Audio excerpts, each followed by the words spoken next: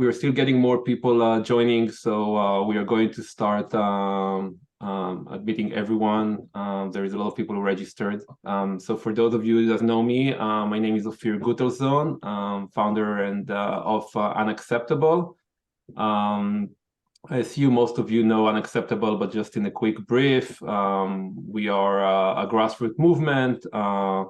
Started back in 2020, and in the last 10 months before the war started, we were focused on saving Israeli democracy. As many of the people that will be on this call and others, we have all shifted our efforts to do for saving Israel, and as well as keep fighting to make sure that we have a better leadership. Today, we are hosting a very interesting gathering. We are going to focus on the people that are working on the ground together with to basically replace many of the needed things that the government is not providing. We're going to meet two organizations. The Joint Jewish Arab Emergency Relief Center that is led by Shir Nosetsky and Hanan Al-Sana. And we're going to talk with a group called My Wave, Hagal Sheli. Yaron Waxman, who is a co-founder and CEO, unfortunately lost his voice. He's here somewhere waving. And we are going to have a conversation with Shaya Erlichman, sorry, who survived the Nova Party. And we are going to be talking also with Effie Shapiro, who is leading the international partnership for Hagal Sheli. We are going to start, and we are going to also have Einat Getz, who actually brought us all together here today, but she's landing and she will join very soon. In the meanwhile, we're going to start.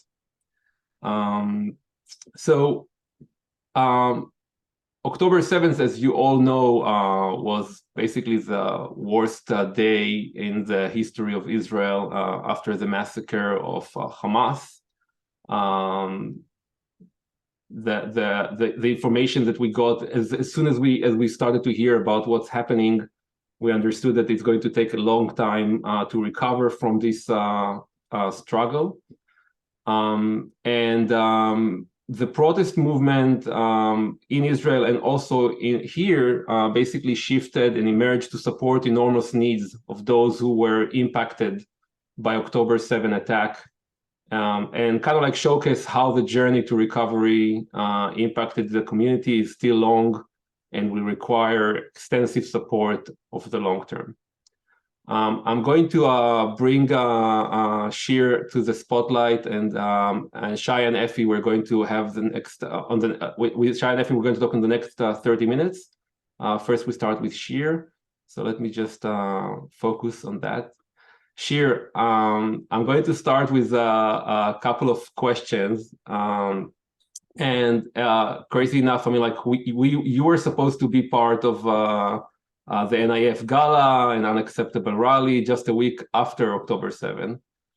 And all those things has changed. So can you share a little bit about your journey, where October 7 catch you, and how did you start the join with Hanan, the join the Jewish Arab Emergency Relief Center? Hold on, you're on mute. Yes, hi. First of all, thank you, Ophir and Shimrit, for hosting this and for everyone.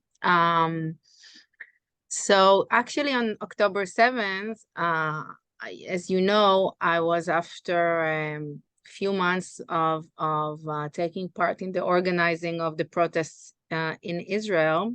And I want to share with you that one of the reasons why I joined the organizers of the protests in Israel was not only because I was very worried about the judicial overall and the risks it's bring to Israel democracy, but also because I saw a threat in that event in the fact that the Arab society was not part in the protest for very understandable reasons, both on the protest level and the Arab society level.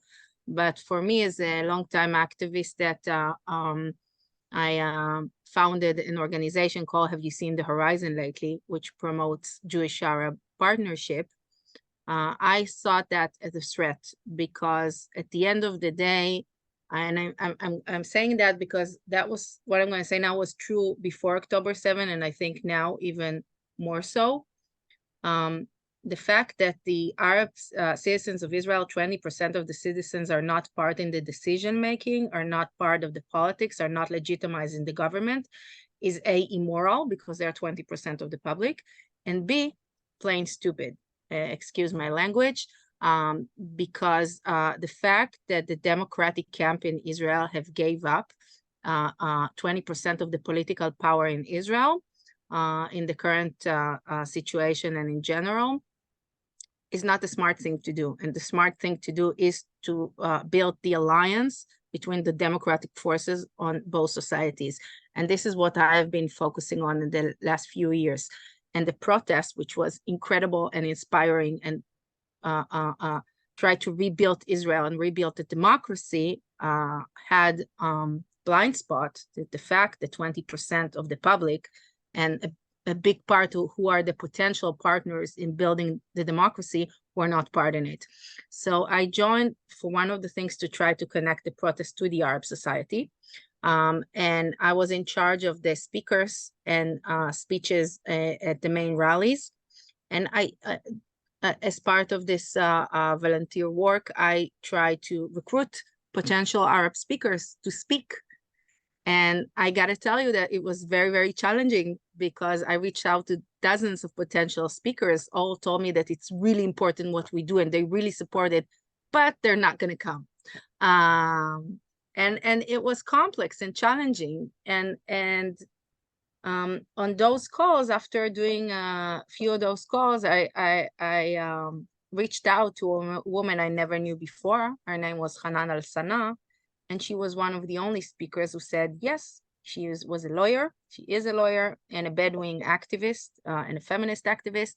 And she gave a very inspiring speech on Kaplan in front of more than 100,000 people on Saturday night. And we became friends. And that what I did before October 7, and I were also supposed to come, as you mentioned, to the States to receive the Galanter Prize from NIF. But on October 7th, actually, there was a moment when NIF asked maybe we should do something else and maybe we should not cancel because it was all just a few days after. And it just felt wrong to leave home these days. October 7 was shocking and horrific in so many ways. And I have also 2 small kids, and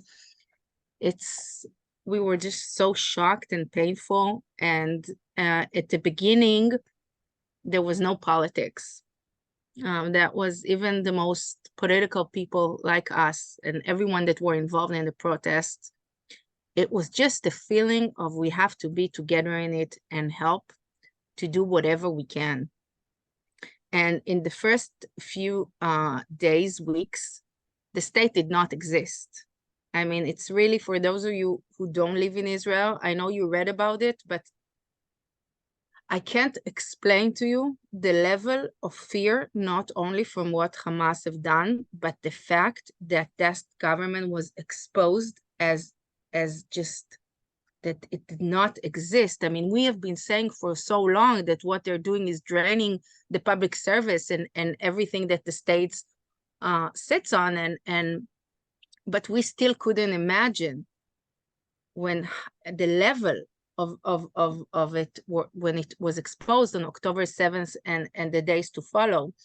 But at the same time, like many times, we see that the Israeli public is so much better than its politician. So many people have just came out and started to rebuild and help. And first and foremost, there was the leadership of the protest, and specifically Brothers and Sisters in Arms, which immediately built those relief centers helping people. Now, me, because of my work with the Arab society, I found out that on October 7th, I don't know if all of you know that, but Hamas did not distinguish between Jews and Arabs. Among the victims, among the people being murdered by Hamas are Arabs, Muslims, Palestinian citizens of Israel. Among the wounded are the people who lost their homes from the rockets, and including 7 people being kidnapped. 5 of them are still held today in Gaza. And we knew that, and we saw that it did not exist at all in the Jewish public, because everything was so chaotic. Nobody knew or even could have believed that the Bedouin society was such a big part of the October 7th story. So we started to organize all the donations for the Bedouin Society in Expo, in the donation centers of Brothers in Arms. And I reached out to my friend Hanan El-Sana, which I met from Kaplan, as I shared with you. And we started just helping families, bringing them food supply and help. Many of them were very afraid to leave their home. They live in the Negev, in unrecognized villages, without shelters, without Iron Dome, without sirens, and were just afraid to even come out to go buy food for the kids. So we tried to help. And that was very sporadic, just spontaneous work. And after 2 days of helping hundreds of families, we found out that there is even a bigger need than just the humanitarian need, because even though so many Israelis were working so hard to strengthening our solidarity and resilience, there were unfortunately people who used these moments to try to inflame the relationship between Jews and Arabs in Israel, including senior minister in the Israeli government, and especially our dear friend, excuse me for being cynical, Itamar Ben-Gvir, that for 3 days haven't told the public anything, just was quiet like everyone, that just disappeared. And after 3 days, he came to the public and he didn't have anything, nothing to offer but incitement, no security, no comfort, no responsibility. The only thing he came out and he said that he expects that riots, that Arab will start to riots, Arab citizens of Israel soon, and he ordered the police to prepare to that kind of scenario, even though the police said that there was no evidence that such a thing will happen. And I just also want to add that more than 2 months later, we can also say that there is not even one incident of Arab national violence against Jews. But we saw the level of fear and racism going up, and we felt that there is not just a humanitarian need, but there is a public psychological need. And there were so many emergency relief centers that were organizing, but none of them was a joint one. So we founded the first and only Jewish Arab Emergency Relief Center in the city of Rahat. At the first week after October 7th, it's based all on Jewish Arab cooperation. Our volunteers are half Jews, half Arabs. More than 1,000 volunteers took part in our work so far. And the families that received the help are also half Jewish families that were attacked by and hurt by the attack of Hamas, mostly from Ofakim, and half are Bedouin families from Rahat and the Arab recognized villages around it. And the center helps more than 500 families each week. And we also start, after helping with food supply, we're helping with also medical aid, emotional aid, legal advice. We have kits for kids. We start to help get donations of laptops for kids who go now to online school because of the situation. And I can also, I can share with you that though it's a humanitarian project, in a way, it's a public campaign.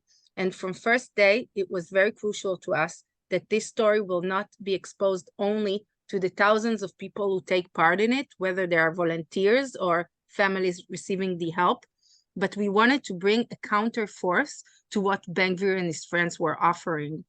So we made sure that this center will be covered in the media all over the Hebrew and Arabic media in Israel, and it received an unbelievable amount of media coverage. Still I'm now in the States, me and Hanan, we're doing a fundraising trip here. And even from here, we're still doing 2 months later interviews on the center and this incredible story of the miracle that happened in Rahat during the most horrific moment. And it also became a platform for different leadership that wants to promote messages of solidarity and partnership. And I can share with you that a few days after we founded the center, Benny Gantz came and visited the center and came to volunteer. And he just joined the cabinet. And we sat there and packed oil and sugar. And I couldn't help myself but ask him with half smile. I asked him, don't you have better thing to do? We're in the middle of a war and you're packing sugar. And he was like, had this Gantz serious face and said, no, I don't. I actually think that there is nothing more crucial these days for our Israeli resilience than to make sure that our fragile fabric of life inside Israel is not torn. And he said, I want to thank you for giving me the platform to remind us that we're together in it, all citizens of Israel. And the fact that he stopped the discussions in the cabinet and came and took a picture of him with women wearing hijab just a few days after October 7th, that might sound trivial to you, but it was not trivial to do that. That was a leadership moment to do that on this very, very charged days. And later on, there was also the president of Israel, Yitzhak Herzog, that visited us, different leadership figures, including from Shas, and ambassadors like Lou, U.S. ambassador to Israel, and from other European countries. And it really became a symbol for Jewish-Arab partnership, which, like I shared with you at the beginning, I believe is the infrastructure and the base for everything we want to achieve in Israel. Thank you, Shir. I want to share a short video of the center, and then when we come back, I mean, maybe you can share with us a story of at least one family that was received help from the center. So let me share the video, and we'll take it from after that.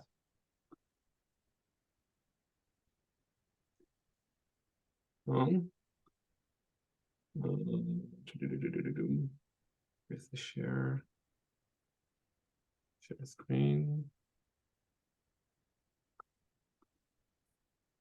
Okay, so while you're working on it, I want to emphasize that the center is a partner. It's a project that is partnered by 4 different organizations, which is, have you seen the horizon lately? Tahmaki, which is Jewish and Arab Lawyers for Social Justice, the Community Center in Rahat, and Desert Starts, which is a Bedouin leadership NGO, and all 4 of us from day one to build this incredible place that you're going to see now. Okay, sorry, Shir. Go ahead. Okay, I'm doing it. Hold on. Can you hear the voice of the video? Thank you. אנחנו כאן בהיכל התרבות ברהט, אורזים ואורזות 200 סלי מזון. ציוד רפואי, עזרה ראשונה של כל מה שצריך באמת. שולחים את זה למשפחות מהדרום, יהודיות וערביות שנפגעו.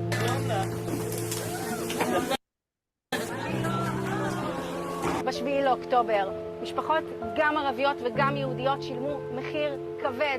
19 נרצחים מהחברה הבדואית, 9 חטופים שנמצאים עכשיו בעזה שאנחנו יודעים עליהם, פצועים, משפחות שהבית שלהן נהרס.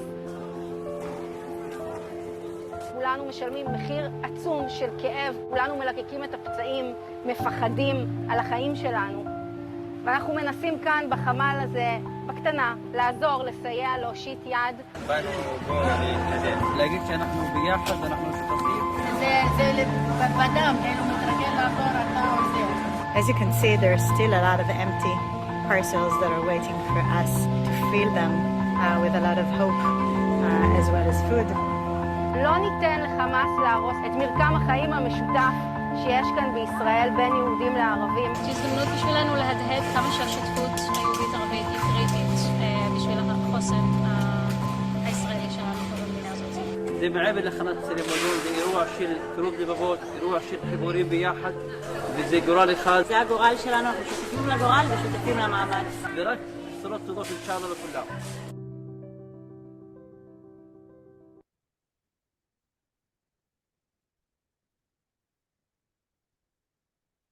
Okay. Cheer, you were in the middle of Talented Tikva. Yeah. I don't know. That's what I got. I wanted to I mean, if you can, I mean, you're in the middle of sharing who is part of this center, so maybe you can. No, I finished. I actually just wanted to buy you time of fear. I saw you stressed and I wanted to help. Thanks. So can you share a story yeah, from a family that was you got feedback from or helped? There are so many, but I want to share with you that a few days after we founded the center, and I found myself like 7 days a week in Rahat, and we started hearing stories of people, and we couldn't believe how much the Bedouin society was part of this October 7th story. Not only in the price they paid that I've shared with you, but also in their efforts to save lives. And still after we founded the center, there was nothing about that on the Hebrew media, nothing. And it wasn't because of racism or censorship. It was just because everything was so chaotic and nobody knew anything. So less alone about what is happening in a community where in general is not that exposed to the Israeli media. So we felt it is so crucial to show that it's not a war between Jews and Arabs. It was a war between darkness and light on October 7th. So we started to collect all of those stories, incredible stories of the Bedouin society on October 7th, and started to connect them with journalists. So it will start be part of the media cycle. And you start hearing those, it's not just Avram's story, it's also Muhammad's story.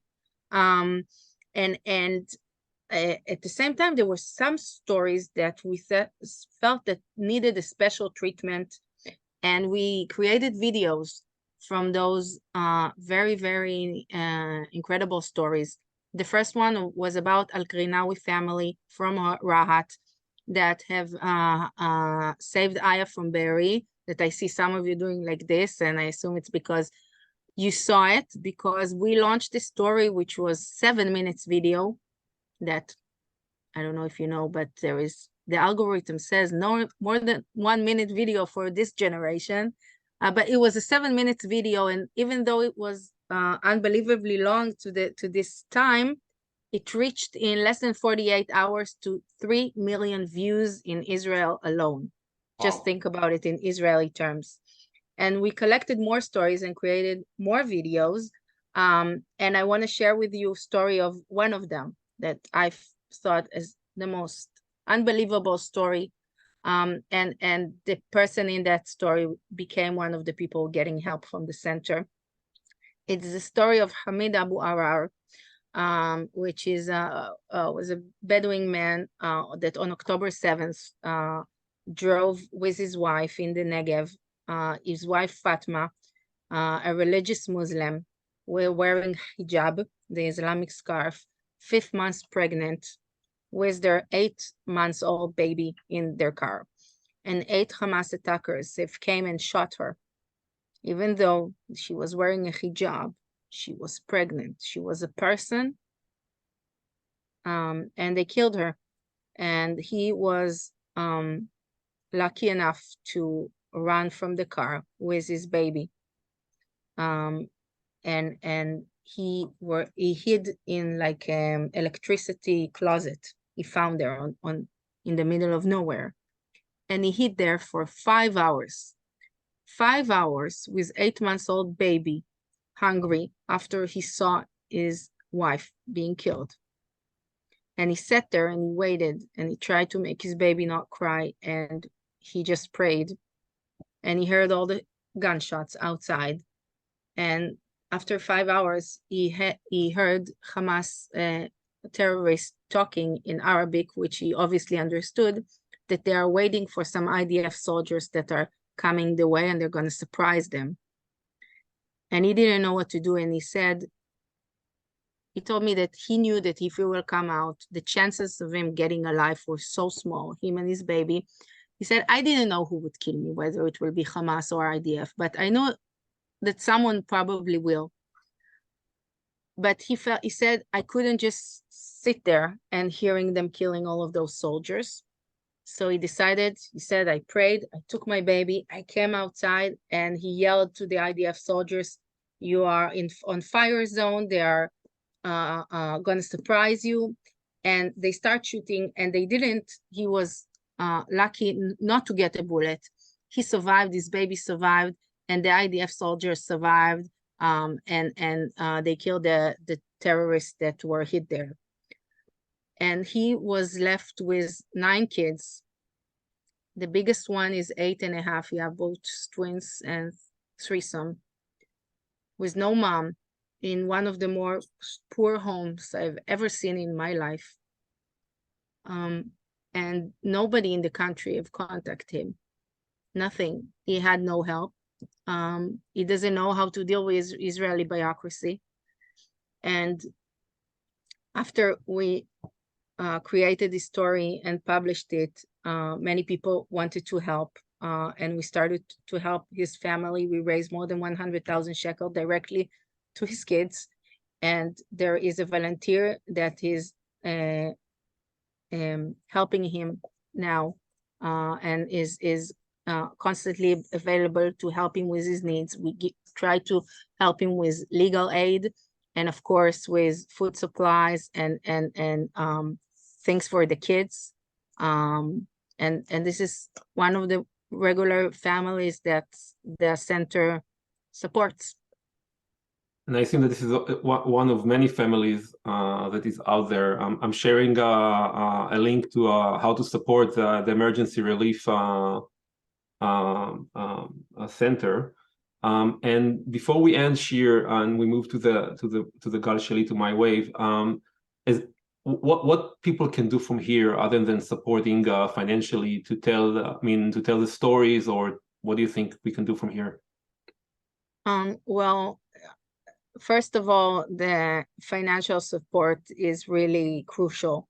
We have many families that depends on us, and we need to help them. And Israel is not there yet, and I hope it will be. But I can't exaggerate on how important it is to get your support. And thank you, Ophir, for sharing the link.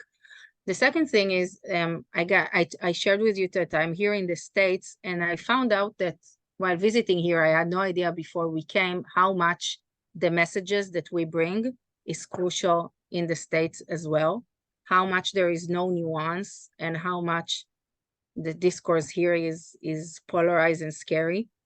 And I feel that the messages that we did, not for international audience, but for Israelis, Jews, and Arabs, can have an incredible impact here as well. We met with Congress members and with different leadership positions, and we felt that this message is that it's not Jews against Arabs.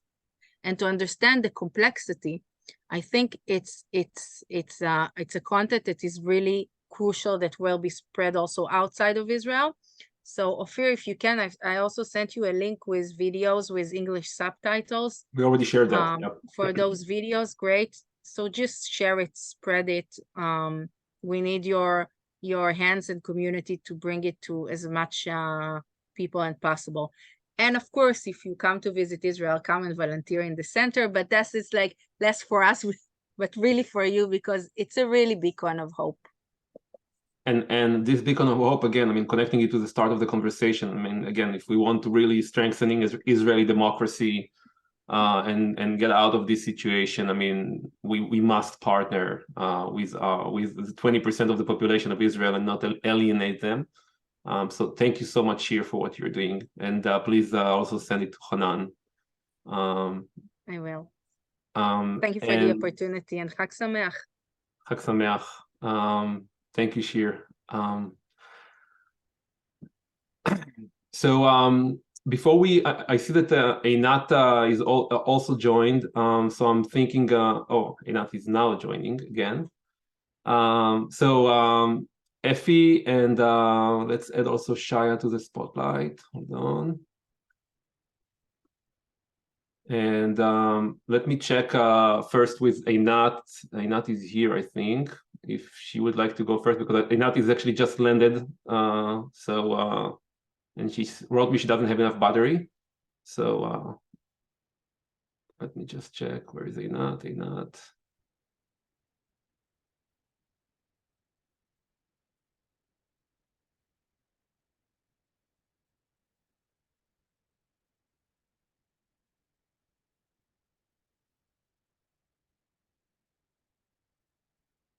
Can someone help me with adding Einat to the spotlight? Okay. So I'll see if Einat is joining. Ben and Shimrit, if you can help me with that. Einat does not have video on. She's spelled with EY. That's how you'll find her. Got it.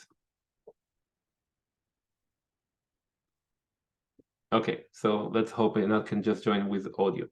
But I'll start with Effie. Hi, and with... I'm here. You're here? Just because very, very low battery, so okay, maybe you so can I would definitely want to speak for you to have a chance to speak with us. So Effie and Shaya will continue soon, okay? Just a second. And I understand you are not on video, right? Einat?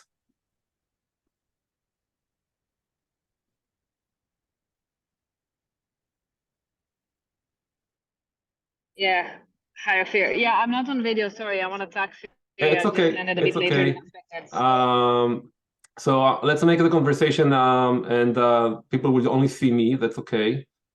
Einat, you brought us all together, and I know that you are on the travel. So thanks for joining us. For those of you who doesn't know Einat, Einat is what we call the high-tech trailblazer and the CEO of Papaya Global. A leader in the high tech, and also was a leader and still a leader of the protest movement, and is currently volunteering as part of Brothers and Sisters in Arms, who created the largest civilian aid center in Israel.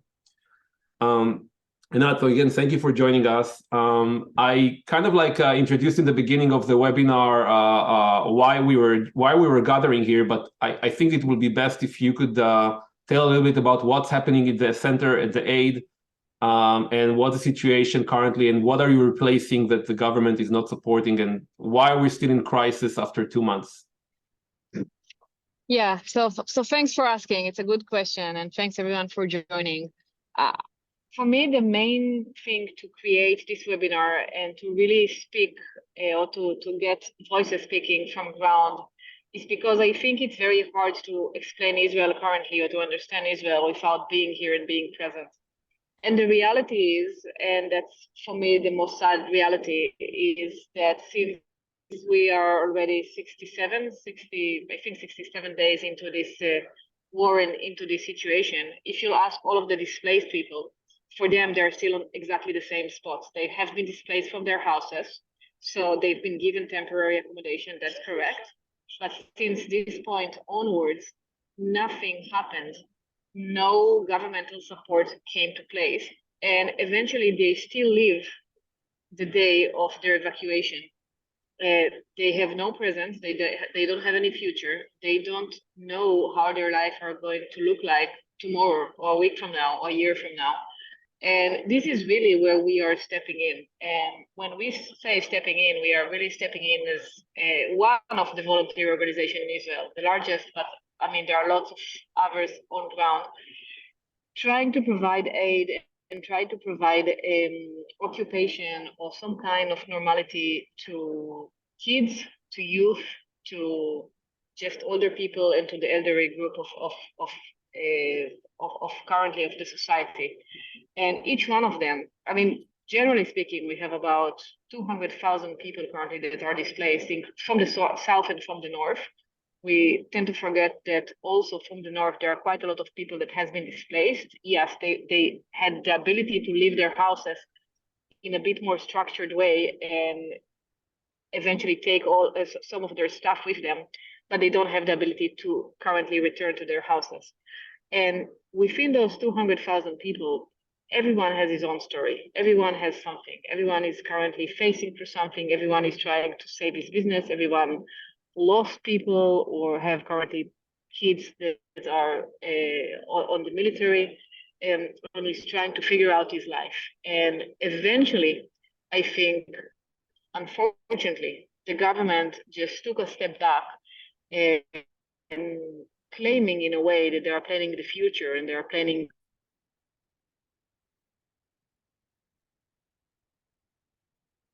days within this event. Every day matters. Every day that people are waking up in the morning and they don't know what they're going to do during this day and they have no meaning for this day, it means that we eventually increase their trauma and we increase their new reality into a place where it's becoming their current reality. And this is really what it's all about, finding or supporting education, supporting a youth with some things to do. Unfortunately, we already hear quite bad stories about people or youth people that are just hanging around. I mean, obviously starting to use drugs and alcohol and so on because they have nothing to do and no one cares currently what they're doing. Trying to get people back on track, some of them with permanent jobs or temporary jobs, some of them with just occupation, just really kind of solving solutions per family, per community, per different needs.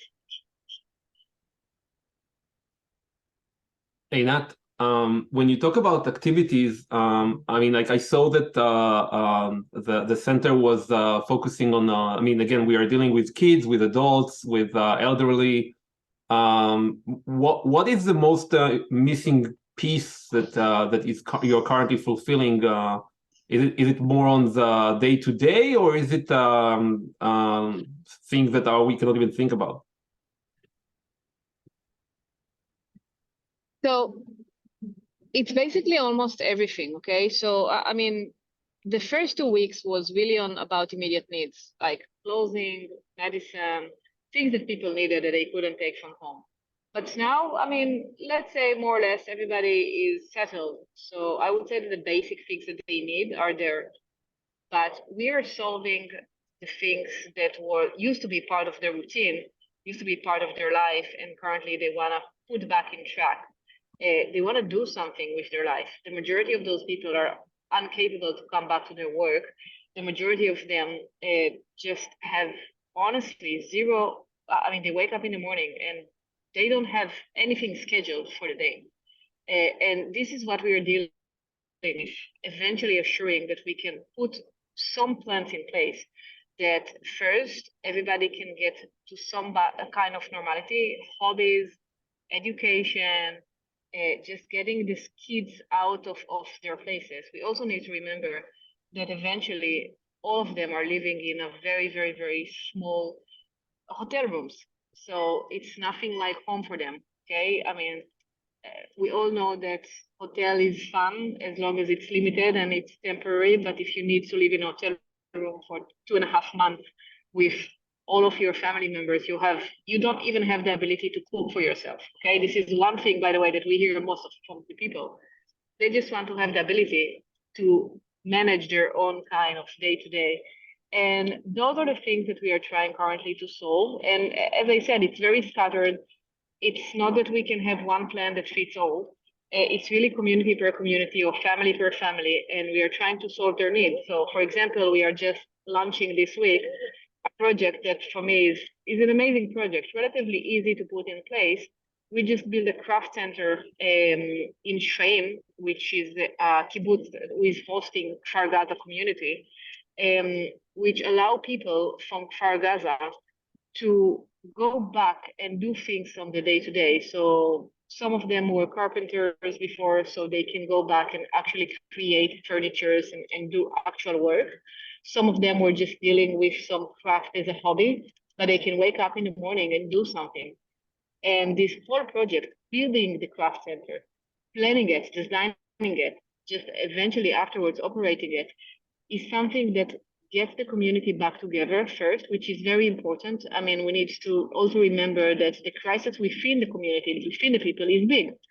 And also give them just the purpose for tomorrow. And I know that Yaron is going to speak quickly about his activity with Hagar Sheli, which is an amazing example from my perspective of how do you take simple, relatively simple kind of ability to put things in track and to give people a meaning to their day-to-day.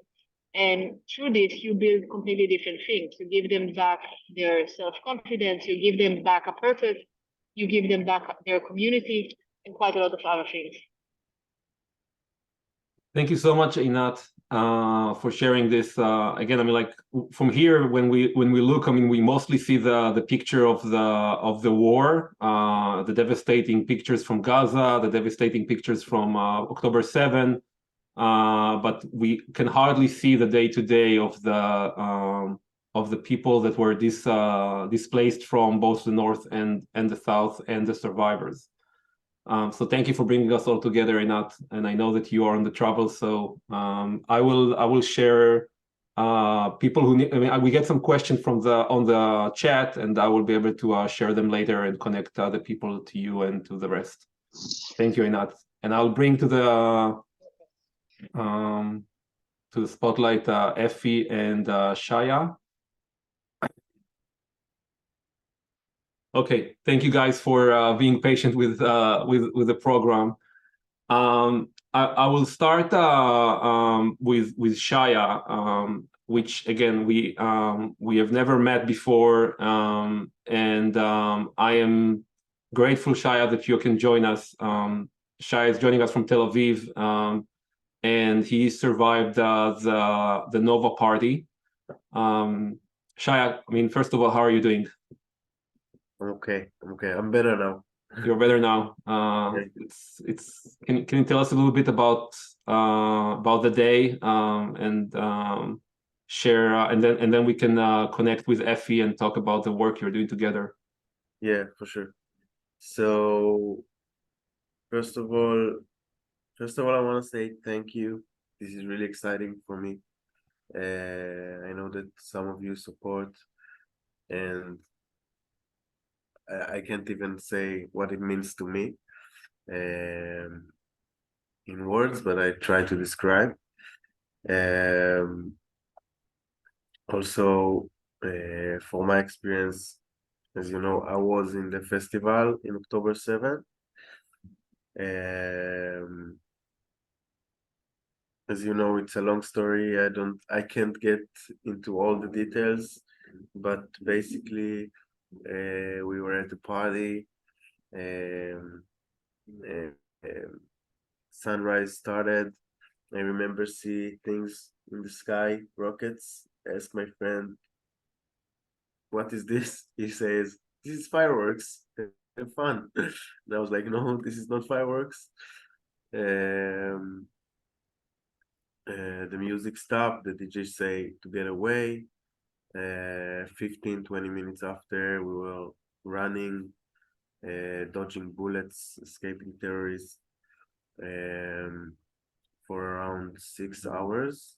Actually, just yesterday I discovered that I saw on the app on iPhone that I did 24,000 steps in that day. Wow. So until yesterday, I didn't know, but yesterday I discovered it was like around 20 kilometers.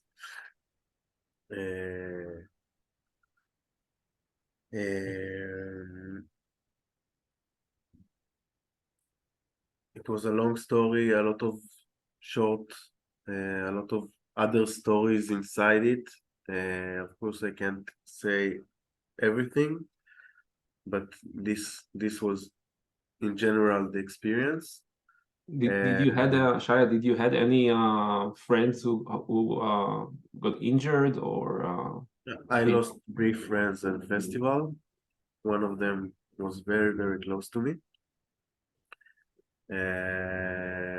Yeah, so the group that I came with survived, but the 3 friends that came in the other car, they didn't. One of them did, so some good news also. When after the, I mean, like after the party, I mean, like how long did it take? It took you to get out of there? And we were basically running for around 6 hours. Then we got to Patish. Patish, it's a name of one of the villages around. There we were around 3 hours, 4 hours until we took a bus to the center of Beersheba. That day end for me at the evening, like 7, 8 in the evening. I was at home, but the running, the escaping was around 6 hours. So Shaya, how did you get connected with Agal Sheli? So even before I talk about Agal Sheli, I want to say the experience that I felt after October 7th, because for me, my body react to this event very, very strongly. In October 6th, I was a manager in a startup company in Israel, and I was working out. I did a lot of things, and after the event, my body got really, really, really, really stiff. I really felt like I can't do more exercise. I was only wanting to hide under my blanket in my own room. And I moved from my house. I go to my parents' house. It was a really difficult time, and I felt that I couldn't move. I really felt my body stiff. I did walk, but I felt very, very, very stiff. And as someone that works out, I tried to make some exercise, but it kept making me stress. Especially when I try to run. Anytime I try to run, my heartbeat goes up, and I was thinking I was escaping something. So for me, this thing was really scary, because I know myself as an active person. I really want to make my body move.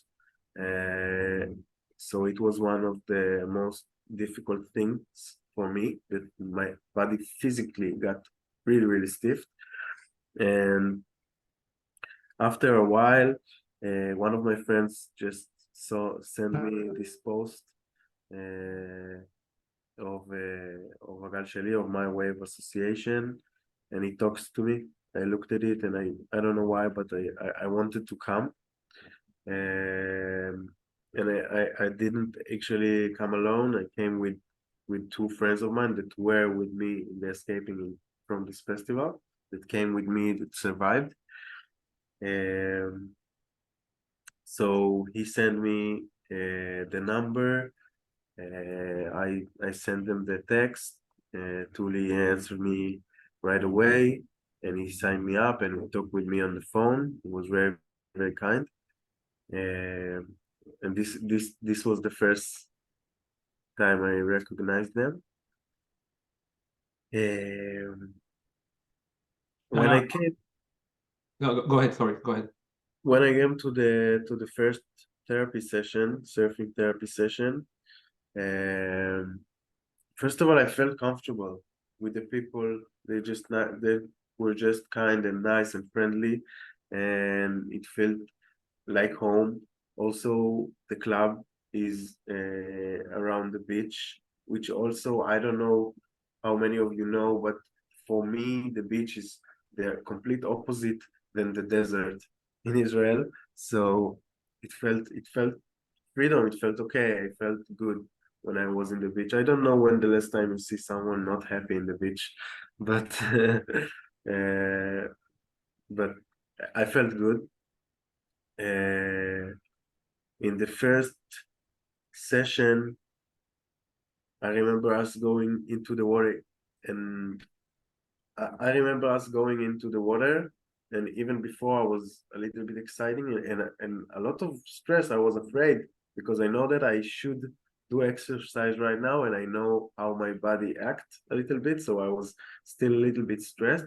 But when we go into the water, the experience for me was very, very, very, very, very unique and strong, because when you go into the water, you have no weight. It's like you have no weight, and the water has some motion. So you have to move in the water, and you have to move, and you have no weight. It's a little bit like flying in the water. It was a feeling that I can't describe in words, but for me, to feel naturally moving and not like robot moving, it was exciting, because I felt like I couldn't do it again. And the crazy thing is that after, I don't know, after a while, after 15-20 minutes, I remembered I forgot my sunscreen. So I ran to bring the sunscreen from the club. It's like uphill 200-300 meters, and I was running, and while I'm running, I'm getting the fact that I'm running and I'm running towards to something that I want, just a sunscreen that I didn't even know why it was that important, I guess for this reason. And I ran, and I didn't thought about escaping something. I just ran towards something I want, not escaping. So for me, it was super, super strong experience to see my body moves again, and it's so quick, feel good. And like I couldn't move for some time, and then in minutes in the water, I felt different. So for me, I want to give Effie. I mean, like I just figured out that you're telling about the water and about the wave, and I'm not sure that everyone actually know what is my wave. So Effie, okay. But that was super important. Effie, great introduction, also, yeah. Yeah. I want you to ask you to tell a little bit about my wave, and I want you to also talk about what do you see locally in Israel and why this post-traumatic effort is super important. Absolutely. So I guess I'll take a step back. Sort of obviously, you know, I can talk about what we do for hours, but you'll get the true experience firsthand from Shaya. But essentially, if it's okay, I'll quickly share my screen just so you can see. Hold on. Effie, where are you located? So I'm located here in Tel Aviv. I've been here at Agal Shli for the past 3 years. Originally, I guess you can tell from my Midwestern accent, for those who know, that I grew up in the crazy surf destination of Milwaukee, Wisconsin. I've been here now for over 10 years. I'm after Army. And if I, you know, just on a personal level, if I think back to the same reasons that I made Aliyah and joined the IDF, because I want to make an impact and feel at home, what I'm doing today, I never would have dreamed that I would have the same impact, if not, you know, from my point of view, even more, sort of on Israeli society, especially now more than ever. So Agal Shli has been around for over a decade, where we help at-risk youth from across the country really grow, not only as people, but also as a group, which you'll see in a second. We help them through surfing, essentially learn to succeed, overcome life challenges after people, individuals, adults, families, teachers, everybody has sort of told them that you'll never amount to anything. And the beautiful thing about surfing is that it really, like Shaya said, is that it allows individuals sort of this true educational arena, where here at Agalshli, over the course of 5 years, you not only transform as an individual, but also as a group, and you learn how to work as a team, where you transform from once at-risk youth into a true community leader that essentially will shape the future of Israel as a whole. When I guess it's weird to say in normal times, because what's normal anymore, but just like Shaya said that he works in high tech, so during the summer months, a lot of high tech and sort of the top of the employment sector here in Israel will come to us for fun days at the beach, which are staffed from A to Z by our program graduates, which gives them what we like to call quote unquote kosher money, where they don't have to look over their shoulder selling drugs, weapons oftentimes, gives them structure during the summer and also allows them to brush shoulders with the top of the employment sector. We have over 100 cities that we cater to from across the country, across 8 educational surf centers across up and down the coast, from Ashkelon, Bat Yam, Tel Aviv, Shfaim, Hadassah Neurim, Magan Michael, Kfar Galim, Kiryat Yam, and Nahariya, and all these black dots that you see here where the youth come from. To date now, in the past decade, we have over 10,500 graduates, a staff of 350, both volunteers and salaried staff members. We have 70 salaried staff and 280 volunteers that come on a weekly basis. And I guess, and I don't like to brag, but everything goes back to this idea of Startup Nation, and everything here is data driven. So we're sort of data driven surfers, where everything goes into Salesforce, and for that we won Nonprofit of the Year and won the Knesset Speakers Quality of Life Award, along with multiple other awards.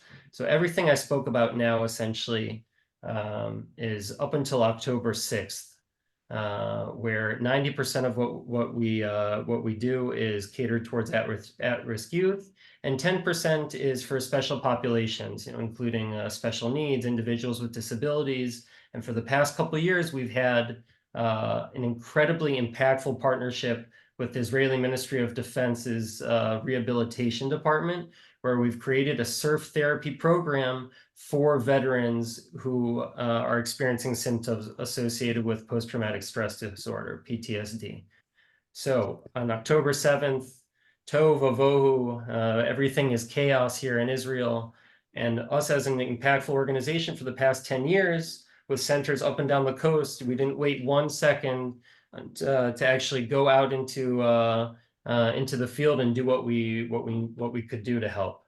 There's sort of this idea of Kol Yisrael Arevim Zeh Lezeh. I know you've heard that statement, probably everywhere you go, especially in the States.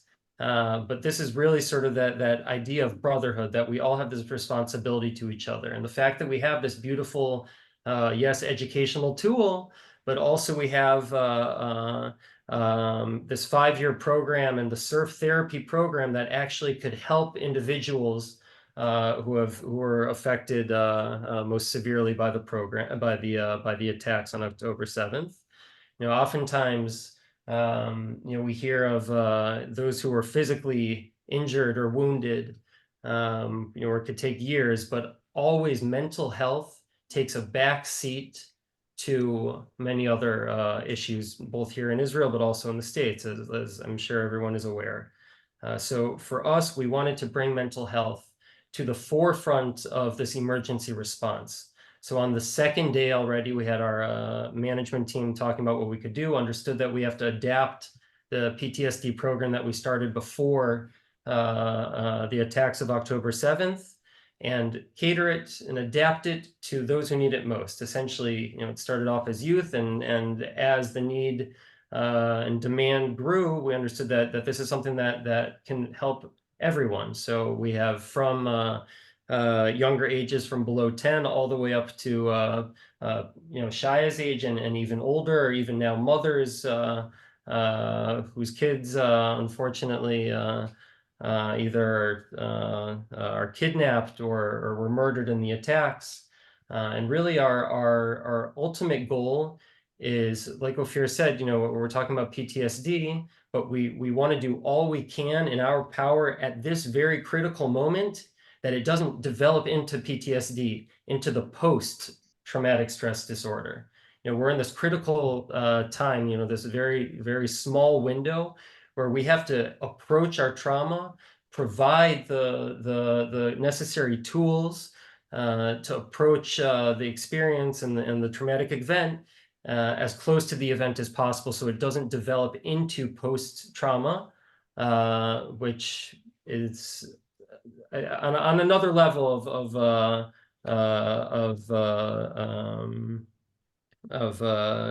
deterioration, meaning that any little trigger can remind you of the event and then take you back literally in time to the event itself. So what do? Essentially, we have 6 factors of resilience that the program is based off of, where, like Shaya said, all of a sudden he's in the water. You know, before he couldn't do any physical exercise. He had difficulty actually getting out of bed. You know, he used to be very active before and you know, working out, and all of a sudden he was literally stiff. Why was he literally stiff? Because think of, if you're walking down the street, all of a sudden you see a lion. The first thing that you do is you freeze up. That's just, it's nature that you're going to freeze up before the adrenaline actually kicks in, and that's when you act. So what we want to do is actually let the muscle memory release the traumatic event in a natural setting, have them have participants sort of be in the now instead of the past, help them control their emotions and their experiences amongst this period of uncertainty. And at the end of the day, there's a beautiful group of clinical psychologists, trauma specialists, social workers, and instructors, and a group that's experienced you know, similar experiences like yourself, in order to help you through the experience and approach it in a safe and secure manner. So as you can see here, you know, really it's been 2 months since the tragic events, and we've been working with some of the hardest hit communities from Otef Aza, from the kibbutzim and the communities close to Gaza, including Kfar Aza, Nachal Oz, Alumim, Be'eri, Ashkelon, Gevim, Karmia, Mefalsim, Netiv Asara, Nir Am, the list goes on, and especially now with survivors from the Nova Party, like Shaya. Efi, how many people have you already treated or worked with since October 7th? I'm happy you asked that. I guess now I can show off. Since you have the data. Yeah. Exactly. So here, I'm sorry for the Hebrew, but here you can see this is live as of 6:55 p.m. Right now. So we have 581 participants across 59 groups. Here you can see 54% male, 42% female. Here you can see where all the groups are from the list that I spoke about before, their age groups. So it really is a very important program where the demand, unfortunately, is so great that we're constantly looking to both open new groups, but also look back and think, okay, just like we have this incredibly impactful educational tool that lasts 5 years, education at the end of the day is a process, and trauma intervention and therapy is no different. We can't have groups and individuals like Shaya that all of a sudden started this incredible program where all of a sudden they're feeling this impact and they're starting to feel different and make progress, and then just like that, stop in the middle. That's what we need to do, and that's our job. You know, I hate to say it, but unfortunately, I don't think Israel as a whole, and especially the survivors of the terrible Black Shabbat, the Black Saturday, are going to 100% heal. But what we can do and what we have in our power is to continue the process as a community, as a society, to be there for one another without saying we're going to abruptly stop this. We're not going to let the fear take over our lives. You know, at the end of the day, we're trying to build both resilience and help individuals, both as a society and as an individual, regain the sense of security that was lost, regain the sense of trust that was lost, whether it be in their parents, whether it be in the state, whether it be anyone, and really say to both Hamas and terrorism that terror will not win. What do I mean by that? Terror is literally instilling fear in the heart of a civilian population for a certain political gain in order to bring light to some cause. And the fact that we are continuing this program and the fact that we're opening all these groups for individuals that are taking an active stand and saying, I'm not, you know, I might be hurting, but I'm not going to let this take over my life, and I'm going to continue onward and beat that fear and regain that sense of trust and security so that we will win and be a stronger Israeli society for tomorrow. Thank you, Effie. We are already 8 minutes over time, and I appreciate everyone who stayed extra time.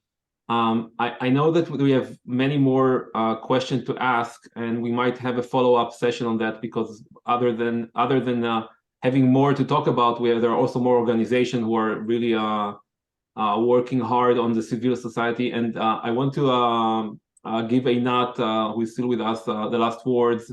And thank you, Einat, again for bringing us all together. Thank you, Effie, and thank you, Shaya. Thank you for the opportunity. And, yeah, also, if I can, I want to add one thing. Go ahead, Shaya. There is one thing I want to add, and this is very important for me to say because I don't think everyone understands it.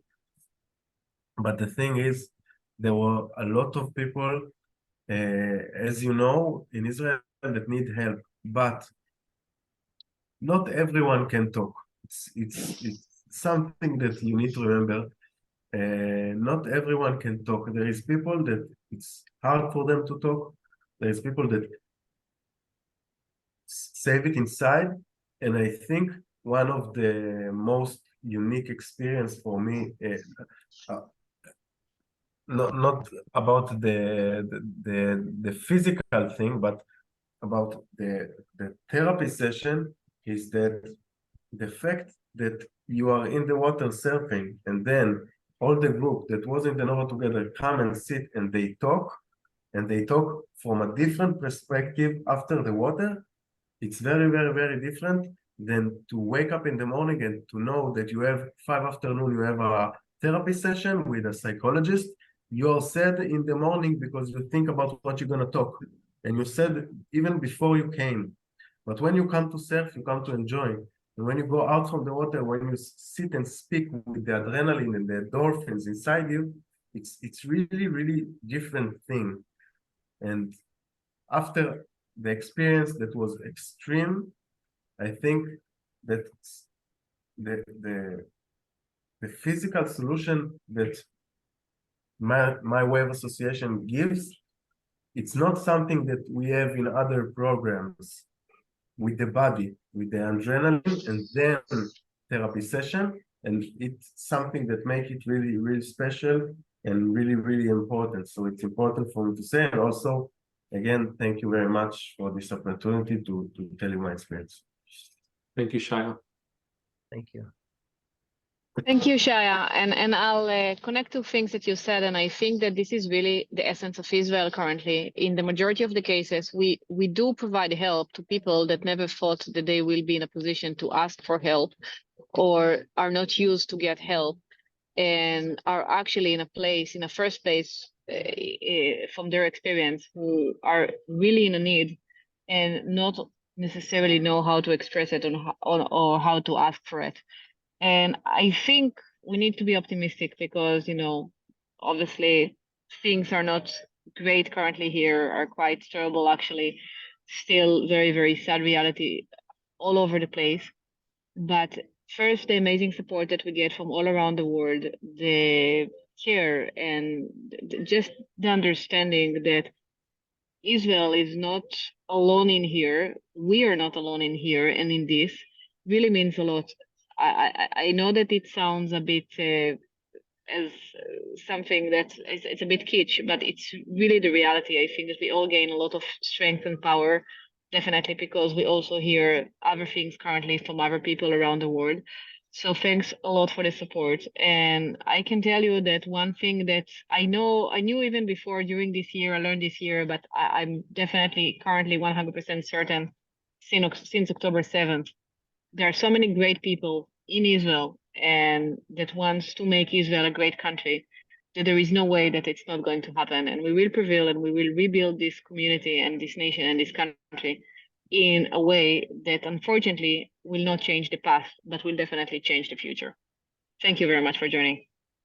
Thank you, Einat. And as some of the people said here, this was a very good, optimistic conversation. Again, I mean, we are still fighting to bring another 138 hostages back home. So keep pushing on that and join any rally and any information you can. And we need to ask our government and everyone who can to bring them home now. I will share this recording later via email with all the links. Thank you again for joining every week, and we are going to share the next Zoom soon. Have a great day and have a good night there in Israel. Thank you. Bye-bye.